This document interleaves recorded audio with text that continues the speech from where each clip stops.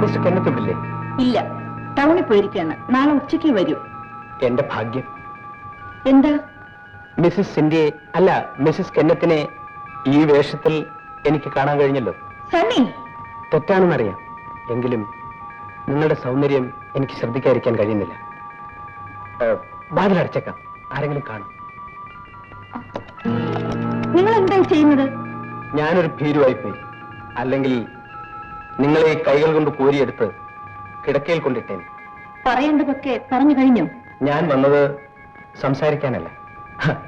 തൂക്കുമരത്തിൽ കയറേണ്ടി വരുമെന്ന് പറഞ്ഞാൽ പോലും നമുക്ക് ചില തെറ്റ് ചെയ്യണമെന്ന് തോന്നില്ലേ? അത്തരമൊരു തെറ്റ് മുഴുവനും പറയൂ. ഒരുപക്ഷെ സിന്ധ്യ എന്നെ ആട്ടിയിറക്കിയാൽ എനിക്ക് വിരോധമില്ല. നമുക്ക് രണ്ടുപേർക്ക് മാത്രം അറിയാവുന്ന ഒരു രഹസ്യമുണ്ടാവും. അതുപോലും എനിക്ക് ചിന്തിക്കാൻ രസമുള്ള ഒരു കാര്യമാണ്. സണ്ണി വളരെ ചീപ്പാണല്ലോ. ഞാനൊന്ന് ചോദിക്കട്ടെ സിന്ധ്യ, ഈ വികാരത്തിന്റെ മുന്നിൽ ആരാ ചീപ്പല്ലാത്തത്? വസ്ത്രത്തിന്റെ നേരിയ നൂലിഴ പോലും മാറ്റി കഴിയുമ്പോഴല്ലേ കാമം യഥാർത്ഥമാകും.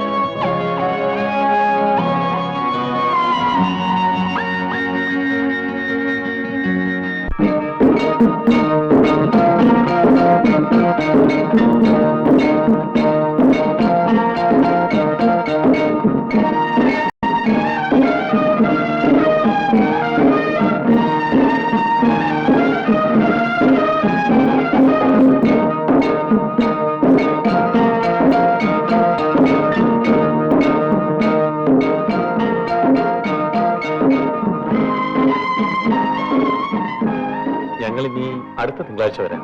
നിങ്ങൾ എന്ന് വന്നാലും യാതൊരു കുഴപ്പമില്ല. എത്ര കരിപ്പെട്ടി ഉണ്ടെങ്കിലും ഞങ്ങൾ എടുത്തോളാം. ഓ,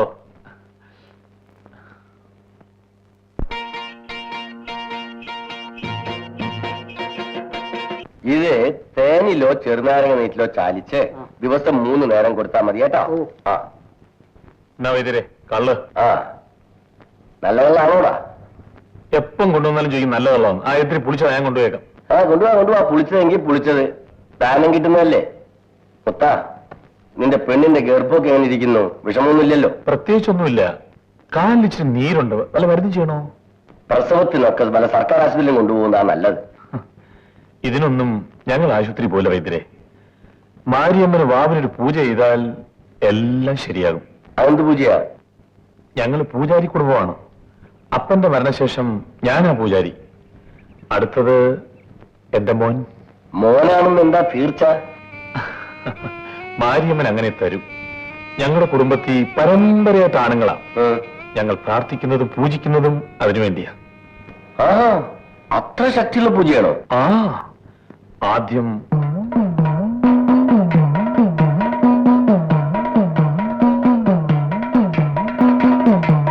കള്ളൊഴിച്ച് കരിമ്പനച്ചോട് നനയ്ക്കും. വൈദ്യരെ, നേരെ വന്ധ്യ കളയും. ഞാൻ പോട്ടെ.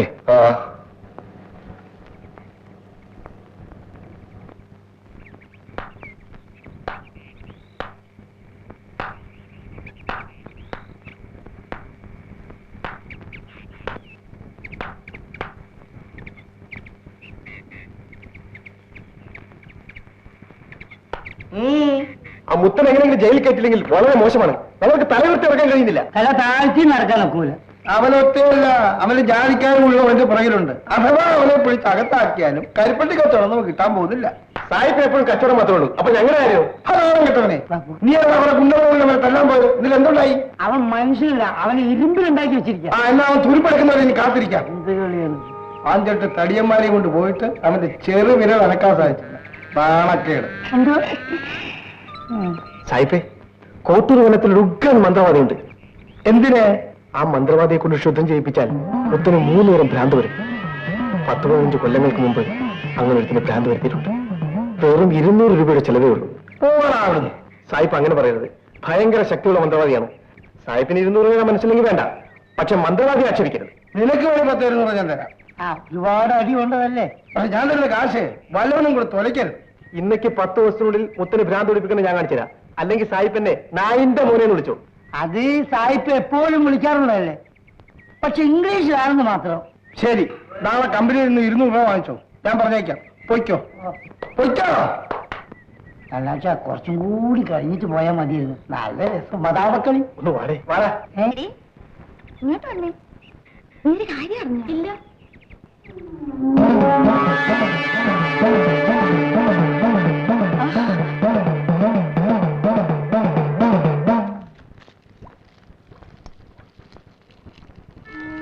വിഷമിക്കാനൊന്നുമില്ല. രാത്രിയിൽ അവർ ക്ഷുദ്രം ചെയ്ത സാധനം നിന്റെ വീടിന്റെ പരിസരത്തെങ്ങാനും കുഴിച്ചിടും, നിന്നെ കൊണ്ട് മറിയർപ്പിക്കാൻ. അതുകൊണ്ട് രാത്രി മുഴുവനും കാത്തിരിക്കണം. നടക്കുന്ന വഴിയിലായിരിക്കും കുഴിച്ചിടുക. അതിന് സമ്മതിക്കാതിരുന്നാ മതി.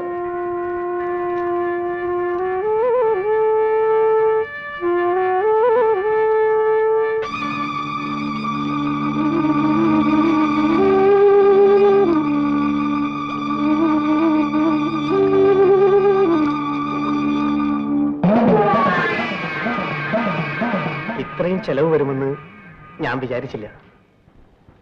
ഇത്രയും രൂപ ഉണ്ടാക്കാൻ പറ്റൂല്ലെങ്കിൽ ഞാൻ നാളെ രാവിലെ പോകും. അയ്യോ, അങ്ങനെ പറയരുത്.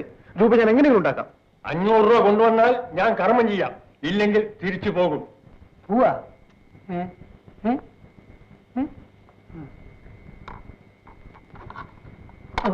ശപിക്കരുതേ. സ്വാമിനി പൂജ തുടങ്ങിക്കോളൂ, ഞങ്ങൾ പോവാ. പോവാ. ഇനി ഒരു 300 രൂപ ഉണ്ടാക്കാം. പലയ നിന്റെ കാശുണ്ടോ? അയ്യോ, കയ്യിലുള്ളതും കടം വാങ്ങിച്ചതും എല്ലാം കൂടി ചേർത്ത് ഞാൻ ഇന്നലെ വസ്തു വാങ്ങിയായിരിക്കും. ഇത് നീ എങ്ങനെ അറിഞ്ഞു? നീ സാധാരണ പറയാറുള്ളല്ലേ, പണ്ട ഇറങ്ങാനായിട്ട് സായിപ്പ് ഇവിടെ ഇല്ല. 300 രൂപയുടെ കാര്യമല്ലേ. നിക്ക് നല്ല കാര്യം പറഞ്ഞേക്കാം. എന്തൊക്കെ ആയാലും മുത്തനും ഞാനും ഒരു ജാതിക്കാരല്ല. ഞാൻ പറയുന്നവർക്ക് ക്ഷുദ്രം ചെയ്യാൻ ഞാൻ നിന്റെ കൂടെ വന്നെന്ന് അവരറിഞ്ഞ നാട്ടുകാരെന്നെ തല്ലിക്കൊല്ലു. അത് നോക്ക്, ഞാനൊരു വഴി പറഞ്ഞുതരാം. നീ ചെന്ന വടക്കനാശാനോട് ചോദിക്കും, അങ്ങനെ വരും. പക്ഷെ ഞാൻ കൂടെ വരാം. അല്ലെങ്കിൽ നിന്നൊക്കെ എനിക്കറിയാടാ. നീയൊക്കെ അവസാനം സ്വന്തം ജാതിക്കാരോട് നിൽക്കൂ. അതത്ര തന്നെ ഉള്ളൂ. ഞാൻ ജനിച്ച നാടും എന്റെ ജാതിക്കാരും ഞാൻ മറക്കില്ല. വഴി എത്തിയോ?